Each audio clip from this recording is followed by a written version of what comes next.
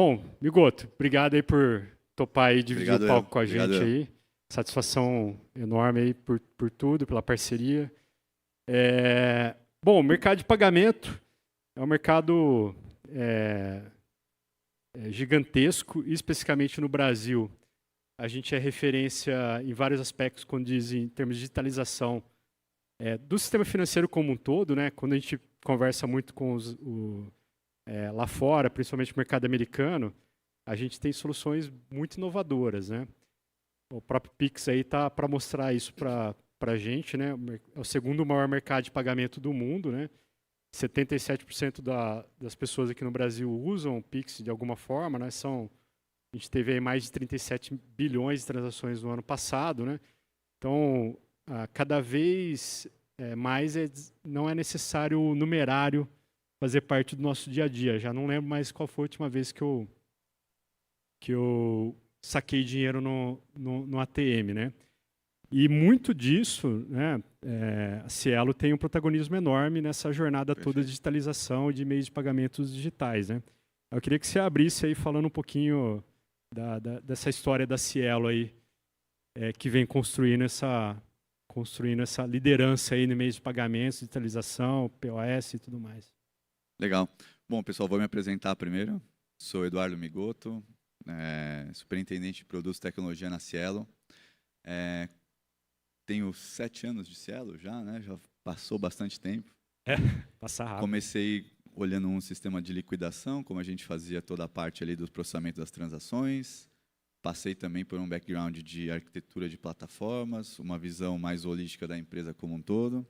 E agora atuando numa visão muito centrada no cliente, né?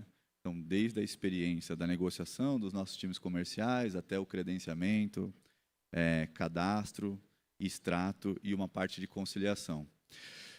Bom, falando um pouquinho da Cielo, acho que a própria Cielo se confunde um pouco com a história de meio de pagamento do Brasil, né? Lá atrás, ainda quando era VisaNet, lembro quando também as primeiras maquininhas foram apresentadas, a Cielo inovou muito ao longo desse tempo, né? Então, com o background também parceria de 2 grandes bancos parceiros por trás, com o Bradesco e o Banco do Brasil, a gente vem evoluindo essa jornada como um todo, e hoje em dia acho que a gente pode se orgulhar de conseguir ter uma visão muito clara da evolução de meios de pagamento, não só hoje com os terminais, com as maquininhas, mas também evoluindo em toda a parte de link de pagamento, QR Code, transações digitais hoje em dia pelas plataformas sociais, como por exemplo o WhatsApp e assim por diante. Então, olhando também uma questão de big numbers na Cielo, tudo é muito robusto, né?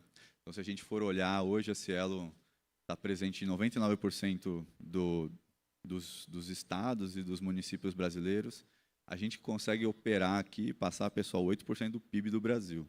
É bastante coisa, né, ao longo do ano. O ano passado, para falar de ano fechado, a gente processou mais ou menos 820 bilhões de reais, né? A gente suporta, inclusive, hoje até 13 mil transações por segundo. A gente tem hoje picos que oscilam aí de 1.300 a 1.700. Então, e o Dia das Mães, o almoço Dia das Mães ainda é o horário de pico? Cara, Black Friday também cresceu bastante, tá? Black Friday também hoje acho que é um dos que mais tem picos de transação hoje na Cielo. Então, acho que é um pouquinho disso aqui, contando um pouquinho da história da Cielo, mas demonstrando que a gente tem que evoluir e tudo que a gente faz tem que ter bastante solidez, porque os números são bem estratosféricos. Boa.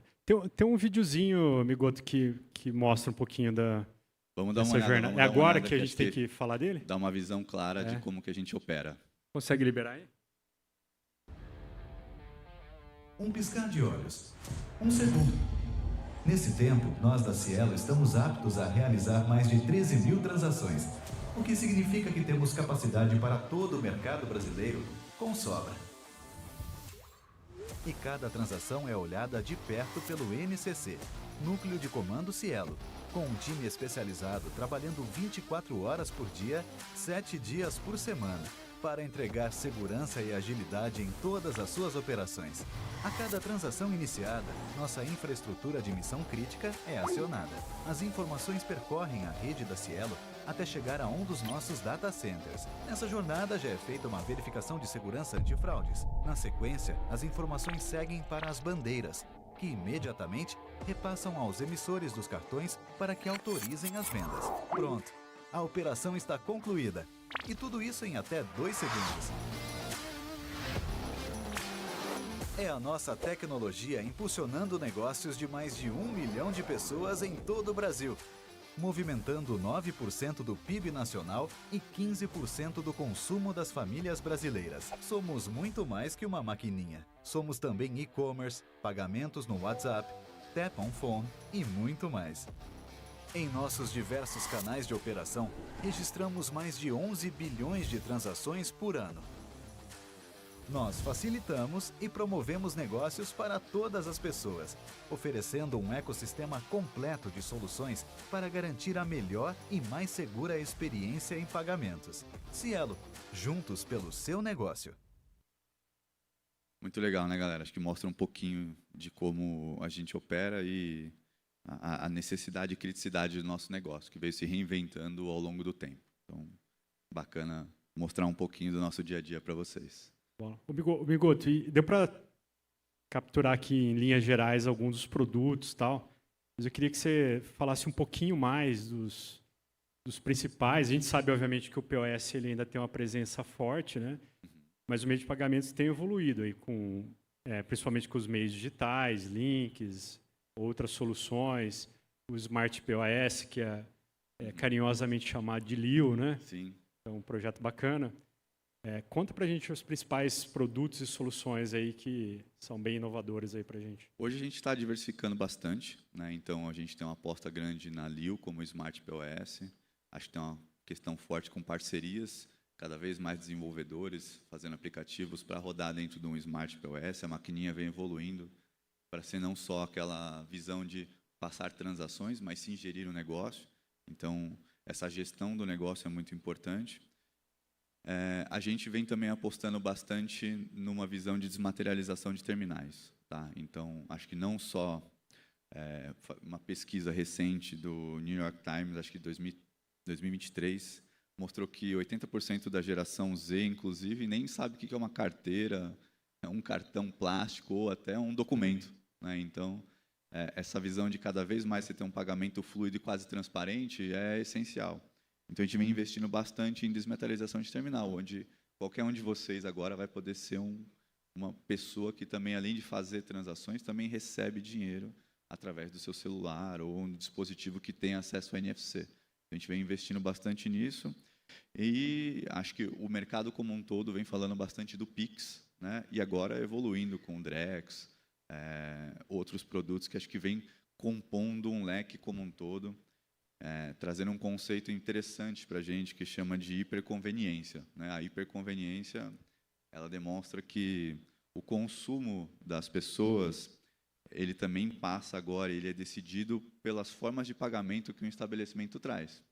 Então, uma pesquisa recente feita também, 28% das pesquisas, 28% das pessoas que responderam à pesquisa escolhem o local onde vai comprar pelas formas que aquele estabelecimento disponibiliza de meios de pagamento. Então, quanto mais você tiver, melhor. Então, essa pluralidade de meios de pagamento, acho que vai ser a chave do jogo para você conseguir dar essa hiperconveniência para o seu cliente. E a gente vem investindo bastante nisso. Até como plano B, né? Porque pode ser que tentou por um caminho, não funcionou, a rede não estava legal, né? Você tem um plano B, uma outra opção, perfeito. Né? Principalmente essa parte de desmaterialização. Acho que atende bastante um público de empreendedor, não só aquele que só vai ter esse dispositivo como celular dele para conseguir capturar os pagamentos ali numa prestação de serviços, mas como até estabelecimentos maiores, pegando muito varejo para fazer papa-fila, para fazer até diversos pontos de conveniência para fazer o pagamento, dando uma experiência bem fluida. Então, aquela experiência do caixa tradicional, acho que ela tende a ficar quase invisível ou morrer. Isso também está ligado para adaptar em relação às gerações também, né? Porque Sim, perfeito. o estabelecimento comercial muitas vezes ele atende todo o perfil de público. Algumas gerações elas têm uma predileção por um caminho, outros por outro, né? Você trouxe nas conversas que a gente estava tendo falando de das gerações mais atuais agora, tem alguns números aí sobre isso, né? Eu não lembro exatamente qual que era. Não, 80%. 80% já não usa mais nada de cartão. Não tem carteira, tem só o celular. Que é essa geração mais nova, né? A geração Z. É, a geração que eu Z. faço parte. Eu também Você não nasceu uso. depois de Tô sem carteira 1995? aqui. Tô sem...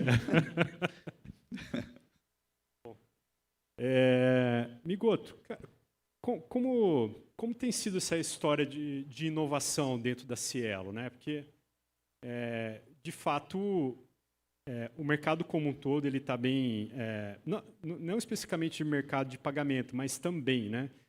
Onde cada vez mais o lançamento de novas soluções, novos produtos, o surgimento de novas tecnologias que aí abre outras possibilidades.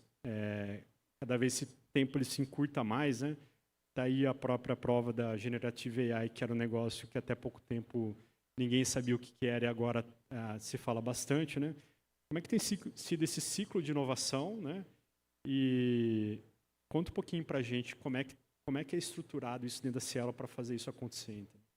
Acho que bastante associado também a essa parte de transações não físicas, né? O mercado veio crescendo 2 dígitos em cima de 2 dígitos, né? A gente já tem crescimento do ano passado para cá em cima de 13%, né? Evoluindo muito numa visão de e-commerce.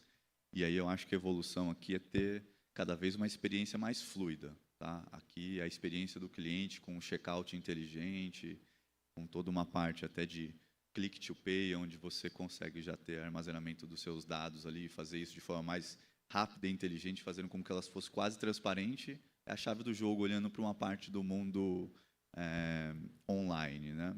Já para a parte do mundo físico, a gente vê bastante essa parte de o cartão sumindo, né? O plástico sumindo. Então, no ano passado para cá, a gente já tem 40% das transações todas sendo feitas pela parte de NFC, então só na parte do TAP ou até com uma wallet. Então, a evolução do mundo físico passa por um pouquinho disso, você conseguir dar essas diferentes experiências para o cliente, né? Principalmente tendo múltiplas possibilidades de aceitação. Então, o QR Code também é algo que cresceu bastante, agora acho que deu uma estabilizada. O Pix também tem um volume muito alto sendo aceito pelas maquininhas, e a gente vê até que aos pouquinhos passando muito o débito, né? Então, acho que é uma solução que a gente aposta bastante também, dos terminais aceitarem o Pix, e não só uma visão pessoa a pessoa. Passando para o estabelecimento, isso é mais conveniente, inclusive, para que você consiga fazer toda uma parte de conciliação, fazer a gestão do seu negócio, logística. É importante você ter uma centralização do Pix ali para fazer isso acontecer também. Então, desmaterialização, toda a parte de Pix, acho que são fatores essenciais aqui. Tá? De bola, Migoto. E como que a Sensidia, a gente começou a parceria com vocês lá em 2012, onde era justamente o período 2011, 2012 que a gente começou a fomentar a abordagem baseada em APIs. A gente vinha de um mundo de arquitetura orientada a SOA, XML, uns negócios mais verbosos em termos de tecnologia, né? Foi mais ou menos a época que a Sensidia começou a fomentar isso dentro do mercado. E foi quando a gente começou a parcerias com vocês, né? Como que a Sensidia impulsionou, né, esse ganho de maturidade, desenho na construção? Você falou da Lio, que é um case que a gente está bem imerso com vocês, né? Outros também. Queria que você falasse um pouquinho disso aí. Legal.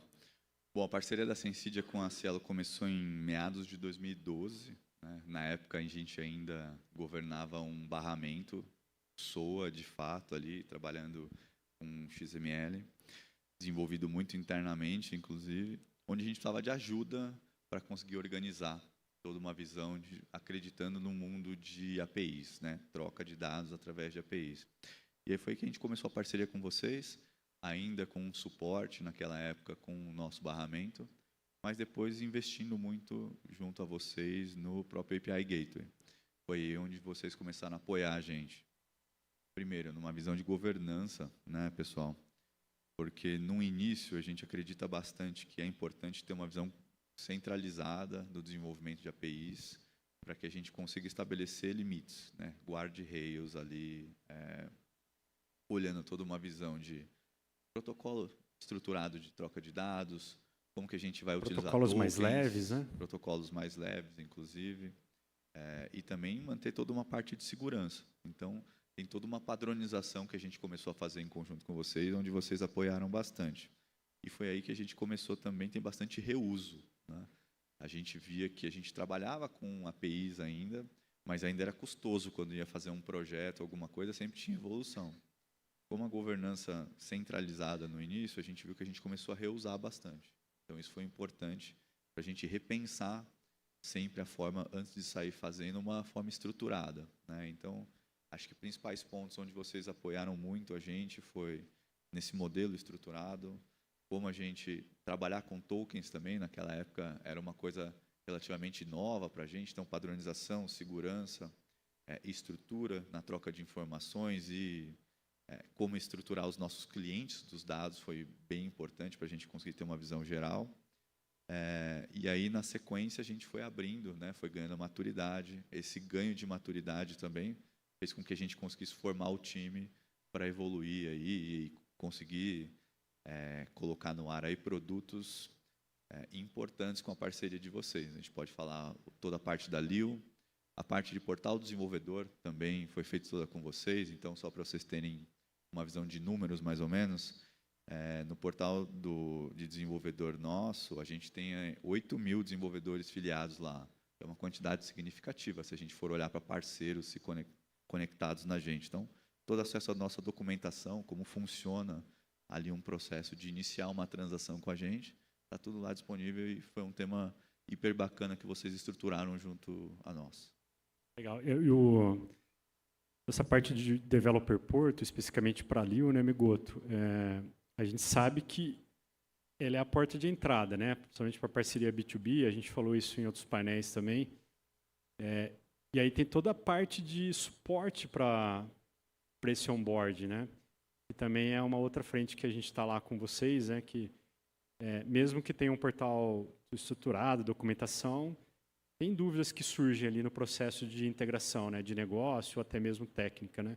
Então tem a jornada de Developer Experience ali que ajuda nesse suporte para garantir que esse parceiro que você está trazendo para dentro de casa ajude. Até para que a gente mantenha vivo, inclusive, essa E documentação. depois que está operando, né? Evoluindo em cima dela. Então, é hiper importante a gente conseguir dar o suporte necessário para que não seja só uma documentação, né? Seja algo, de fato, que a gente consiga fazer uma integração de forma fluida, sem dúvidas e o mais rápido possível, né? A integração, ela precisa fazer isso.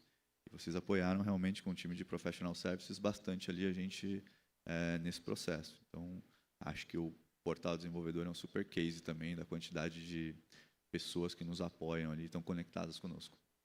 Legal, amigo. Você comentou que a gente começou com o modelo de governança centralizada, né? Que para aquele momento onde diversos times, uma estrutura gigantesca como a Cielo né?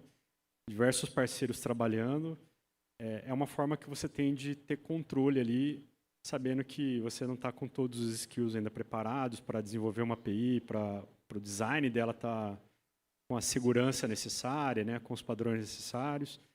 E aí você cria essa governança centralizada para, olha, precisa de uma API nova? Eu faço para você ou você faz aqui, mas eu vou fazer um processo de olhar com carinho e aí, se tiver aprovado, a gente sobe para a produção, né? Mas esse é um momento de maturidade, né? Que isso, se bem trabalhado, ele evolui. E aí vocês estão num novo patamar agora, olhando de uma outra forma a governança, né? Queria que você falasse um pouquinho sobre esse ganho de maturidade, né? E até para quem está aqui ouvindo, usar isso de exemplo também, né? Acho que o principal ponto quando você faz toda uma visão corporativa de APIs, você precisa ter, claro, uma visão de governança para que a gente não caia num problema clássico de você criar múltiplas versões da API, onde você tem clientes plugados em diferentes versões. E isso faz com que você tenha baixo reuso, baixa maturidade, fazendo com que a API ela se transforme só num protocolo de troca de informações. Poderia ser qualquer outro tipo, né? Então, você tira baixo proveito disso. O interessante para a gente, numa forma de início, é você estabelecer, de fato, aquilo que você precisa controlar. Então, olhando numa visão de governança, quais são as capacidades que você tem e estruturar elas de forma muito clara. É importante pensar num modelo mais holístico, né, para que você também não coloque coisas muito pequenininhas que você tenha pouco reuso. É importante você ter uma visão clara de observabilidade também. É um tema hipercrítico para a gente conseguir ter uma visão clara de tudo aquilo que está passando pelas nossas APIs e uma parte de experience do desenvolvedor. Então, como é que a gente suporta e olha todos os guarda-reios necessários para que toda API nova siga um determinado padrão, que já esteja com logs, já esteja de uma forma mais leve, esteja de forma estruturada e tenha um suporte adequado. Então, você olhar também o ciclo de vida de cada API é importante. Tem APIs que você vai entrar num ciclo de aposentadoria, tem APIs que você vai entrar num ciclo de evolução. Então, fazer isso de forma centralizada no início é importante para você estabelecer essas fundações. Mas, a longo prazo, você sabe que, no final das contas, quando isso virar um ecossistema importante dentro da empresa, seus times vão começar a trabalhar e só trocar dados via API. E aí não é mais sustentável você ter só um time centralizado. E aí é legal você conseguir ir formando outras pessoas e dando até selos de qualidade, né, para os times, para cada um começar a ir desenvolvendo, mas partindo de um princípio muito estruturado, uma fundação clara. Então foi assim que a gente começou, deu super certo, porque a gente começou a ter uma visão clara, reutilizar muito, também colocar conhecimento nos desenvolvedores e principalmente no time de governança, acelerando muitos projetos, né?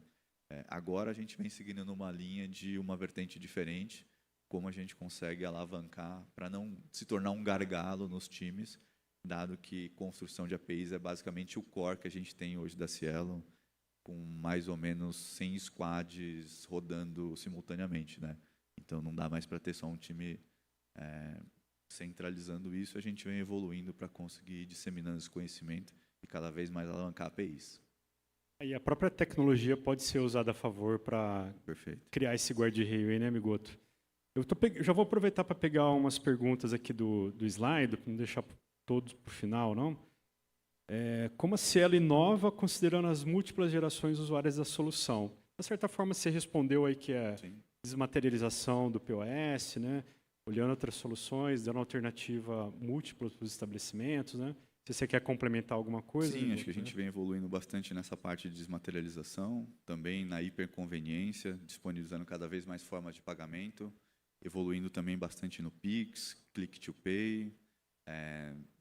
Tem uma parte de dados importante também que a gente está querendo, que a gente trabalha já, né, há algum tempo. Então, basicamente, olhando toda a visão de 8% do PIB passa com a gente, tem uma parte de produtos de dados interessantes, que é a parte do farol, onde a gente consegue, olhando e tendo feedback do que acontece, cada vez mais propor uma experiência diferente para o cliente com base naquilo que a gente vem vendo acontecendo durante os dias. Então, não só olhando na parte de transações em si, mas a gente vem evoluindo também numa parte importante de dados, tá? Tirando proveito disso. Mas acho que a desmaterialização do terminal é um tema que está na nossa agenda, além de fazer para nós também exportar isso como uma solução white label, para outras empresas também poderem passar isso, tendo uma parte do Tap on Phone. Então é um tema super bacana que a gente vem investindo. Show. Migoto, não sei se está certo o número, big numbers lá do começo da Cielo, 13 mil transações por segundo, né, que é o... A gente chega a suportar 13 mil, né? Aí a pergunta aqui foi, qual que é a tecnologia por trás para suportar todo esse volume, né? Até porque você está conectado também com banco, bandeira, etc., né? Como é que é o encaixe da Sensidia nesse contexto também, né? Essa é a pergunta que veio aqui. Legal. Falando um pouquinho no que a gente tem com vocês, que atua bem mais na parte do mundo físico ali, com a Lio, a gente usa através de APIs mesmo, e também no e-commerce toda uma questão de APIs de pagamento também que suportam esse volume e a gente consegue escalar de forma muito simples. Então, a nossa infraestrutura já é robusta para suportar esses 13 mil e a gente consegue ir dimensionando com base no que vai acontecendo.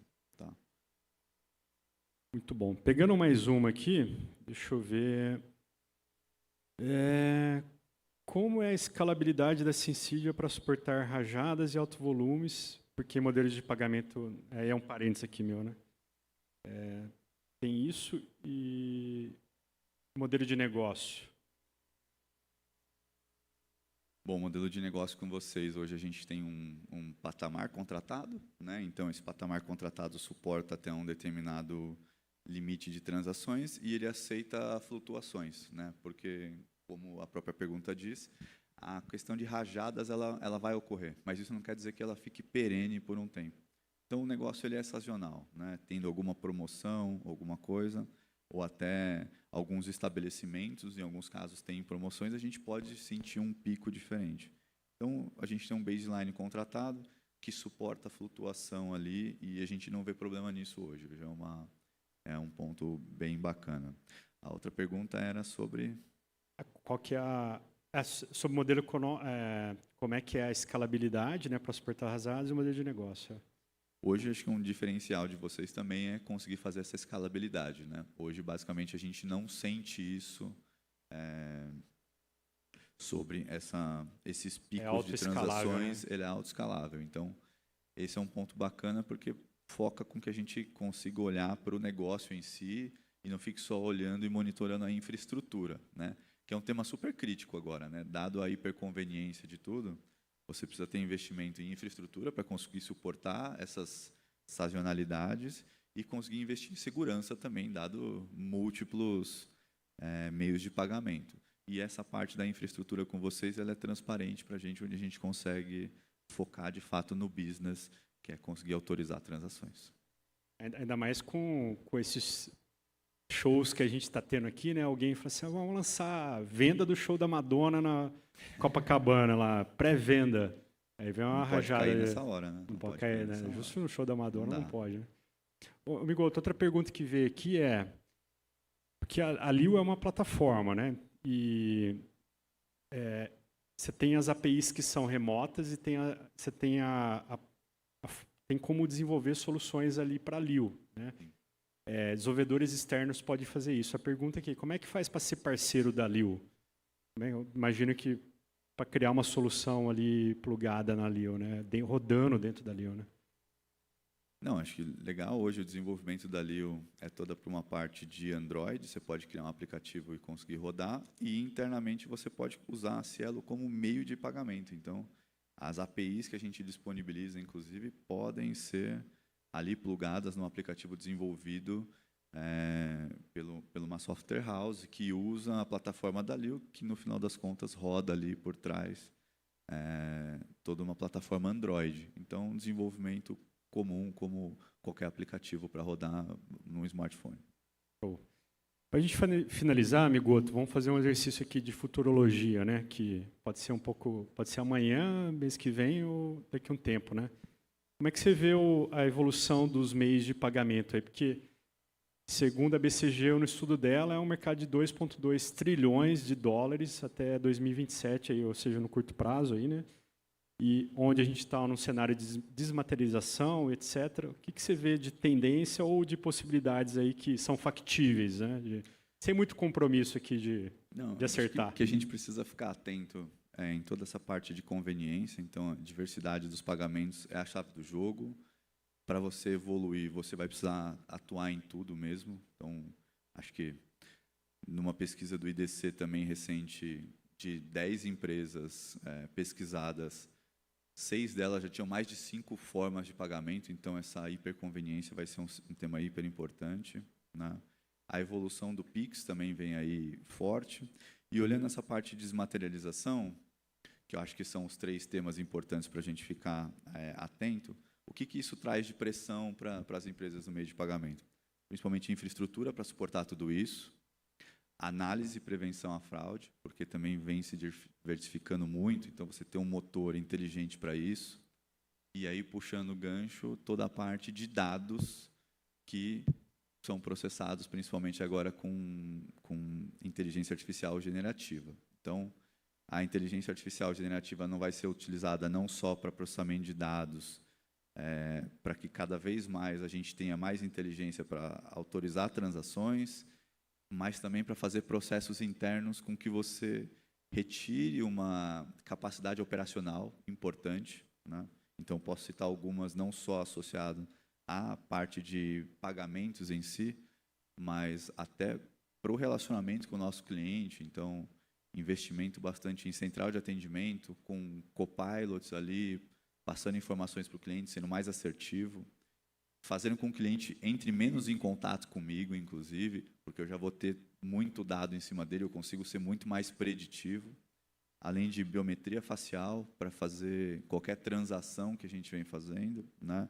Hoje, uma transação não é só uma transação de pagamento, mas uma transação de você alterar um dado, também é uma transação importante com o mundo da adquirência.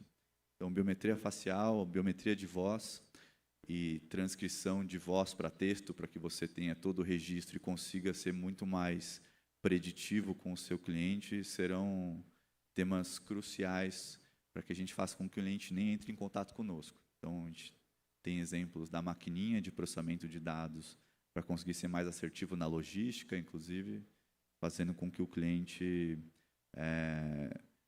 tenha uma percepção de que a Cielo trabalha para ele, de fato, sendo preditiva, e não ele tendo que entrar em contato com a Cielo. Então, acho que olhando para uma visão operacional um pouco disso, dados de GenAI, e olhando para uma visão de futuro, basicamente desmaterialização de terminais e percepção transparente sobre uma visão de pagamento. Eu vi um vídeo que o cara implantou uma cápsula aqui nesse trechinho da mão aqui, porque é mais molinho, né?